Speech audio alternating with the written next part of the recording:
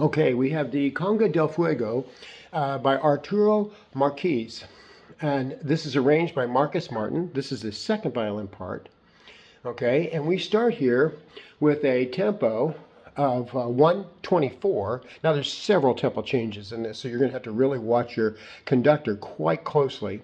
We're starting with one flat, and then the key changes and modulates several times.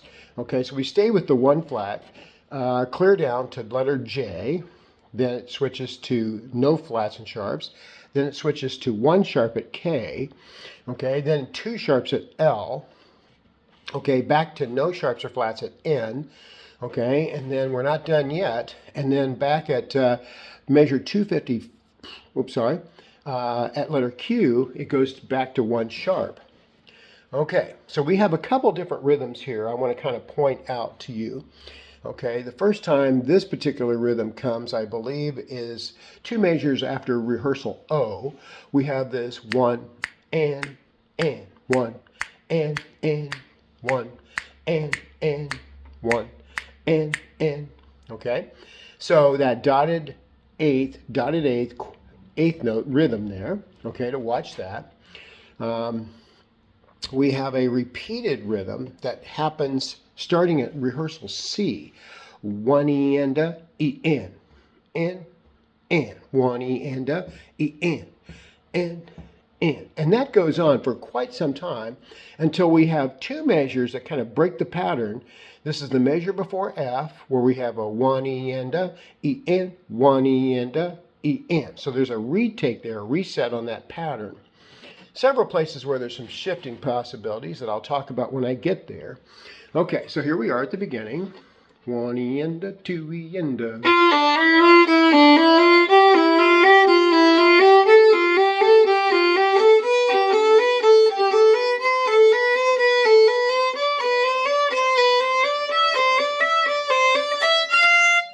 Now you notice in that third measure, those eighth notes, I did fourth finger, and then I went to A. Okay, I'd use that fourth finger whenever you have that, like the measure before A, fourth finger, and then go to open E to transition to the next string. Okay, here we go with letter A. 1, 2, ready, and 2. Boom. 2.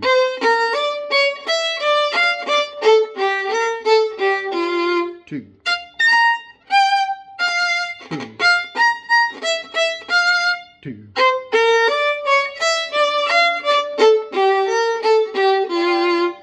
Okay, now I want to encourage you to measure after A. That's a marcato mark there, marcato bow, which you can't really play that bow too harshly. Okay, it's going to be a fast bow and a heavy bow. Okay, you're probably going to think it's ugly sounding, but that's probably about the right sound for it. Okay, after letter B, and there at letter B, make sure you're counting those extended rests, only 2 beats in the measure, not 4. Okay, here's where we come in after letter B. 1, 2.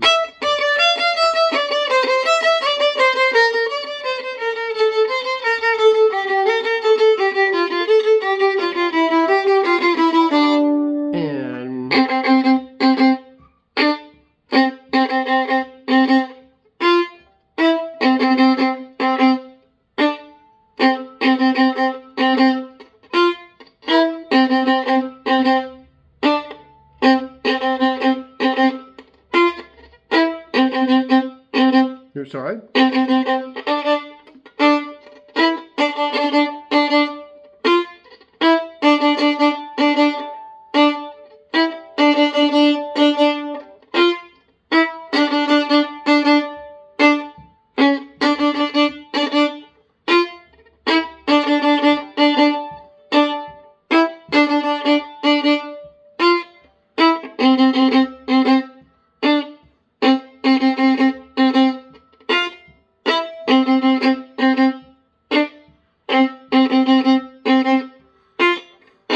Okay, so that goes on for quite some time.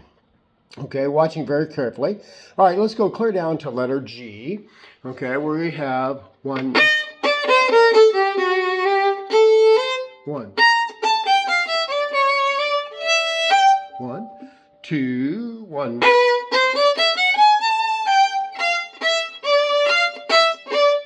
Okay, I'm moving music here. 1.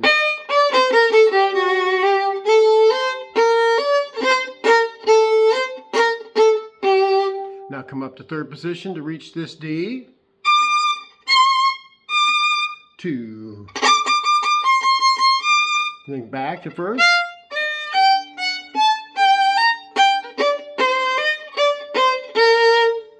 Okay, here we are. Next section.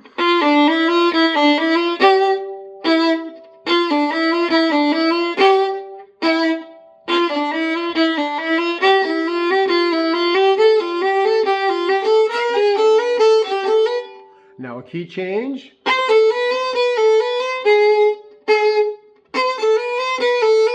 Now you see I'm reaching over here with a low 4 for those G sharps. You could get it with an extension or a whole step 3. Okay, so here's the letter J. Let's go back to J.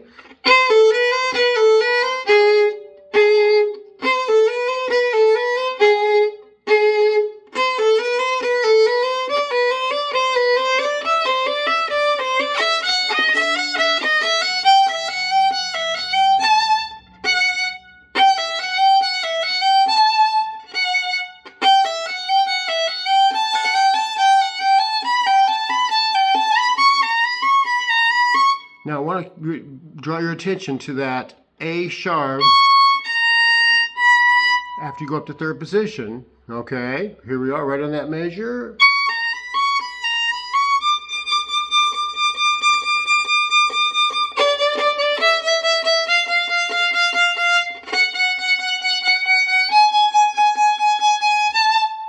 Okay, now in this tranquillo, you have a lot of D's coming up here, and I would think this would need to be really pretty, so you'd probably want to use either fourth finger, which, okay, and I'd also want vibrato there, okay, so vibrato could be tough with fourth finger, or you could go up to third position with second finger,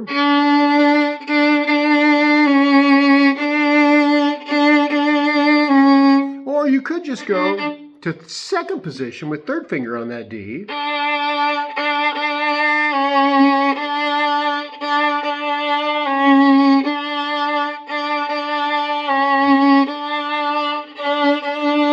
Next line.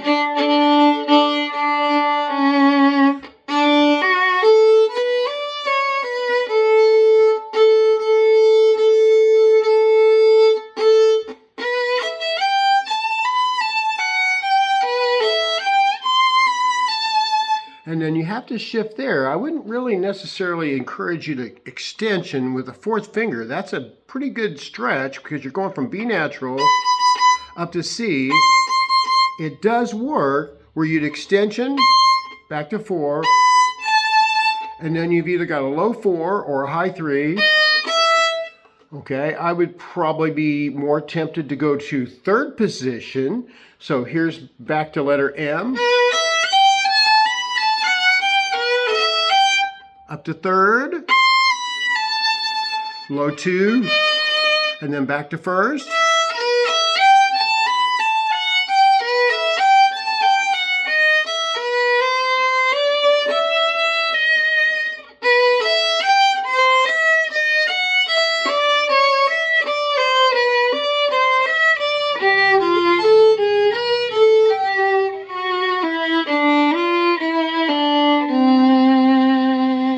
Now we have another tempo change here.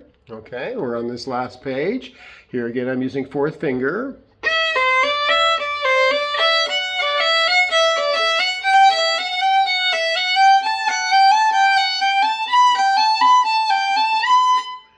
Now, either to an extension or to third position. 2, 1.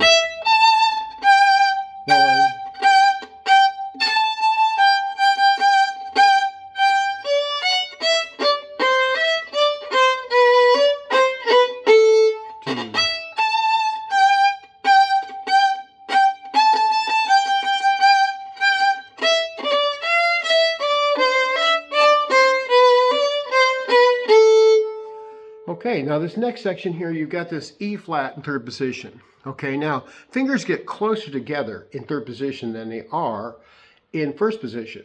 Okay, so I'm now going to suggest that you use an extension 4. So you're up here in third. Okay, and you take this little finger. It's very short distance. Okay, so I would take the fourth finger and extend here, or encourage you to do that. 1.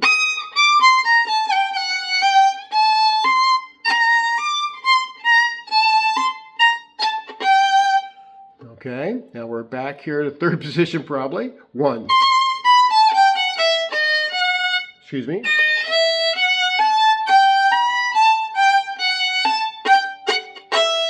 2. 2. 2.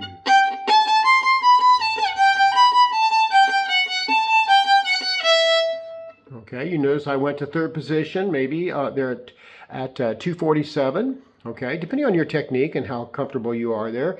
I wouldn't necessarily... That extension business in first position can get kind of out of tune. So I would encourage you to make a shift there some way. And probably at like 246 where you have these G's, well, just take the second G and pop up to first finger. And now you're in second position. Now you have at 247, you have second finger for A.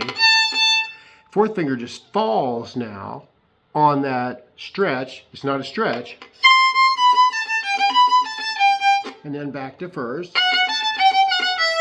Okay, depending on your technique and how well that shifting is developing for you. All right, here we are at letter R. 2, 2, 2, 1, 2. 2, 2, 1, 2.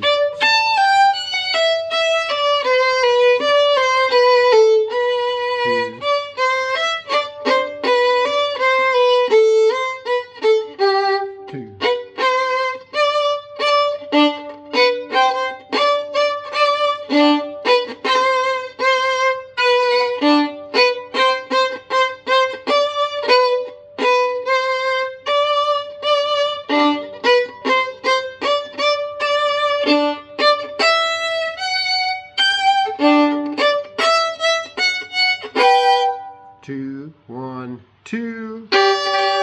And this is going to be one or the other. It's kind of tough. Third position you could get with first finger. There we go. Finally got it in tune.